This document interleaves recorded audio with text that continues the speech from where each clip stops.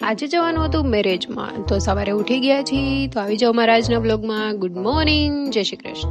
જો બહાર જવાનું હોય એટલે પણ સાગરભાઈ પણ થોડુંક ફ્લેક્સ કરવા લાગ્યા છે. કેટલો ગંદો લાગે છે. પછી હું પણ રેડી થઈ ગઈ છું. રેડી થઈને આવીને જોયું તો ફરીથી ફોનમાં રમતો હતો ગેમ. અને પછી મને એમ થયું ચાલો મમ્મીના હાથના રોટલાનો શોટ લઈ લઈએ. જો આ એક ટેલેન્ટ છે હો, બધાથી ના બને આવી રીતના રોટલા. બહુ અઘરી વસ્તુ છે આ ભાઈ, મારાથી પણ હજી નથી બનતું. હું પણ શીખી જઈશ, ડોન્ટ વરી. અને પછી અમે બધાએ લઈ લીધું છે લંચ. લંચ પતાવીને અમારે જવાનું હતું એક મેરેજમાં, તો એના માટે અમે ઘરેથી નીકળી ગયા છીએ. ઘરેથી નીકળીને બહાર જઈને હું થઈ ગઈ છું એકદમ રેડી થઈને પહોંચી ગઈ છું મેરેજમાં. અને ફટાકડા તો એટલા બધા ફોડ્યા. પછી આવી ગયા છે બ્રાઇડ એન્ડ ગ્રૂમ. આ છે એમનો મેરેજ.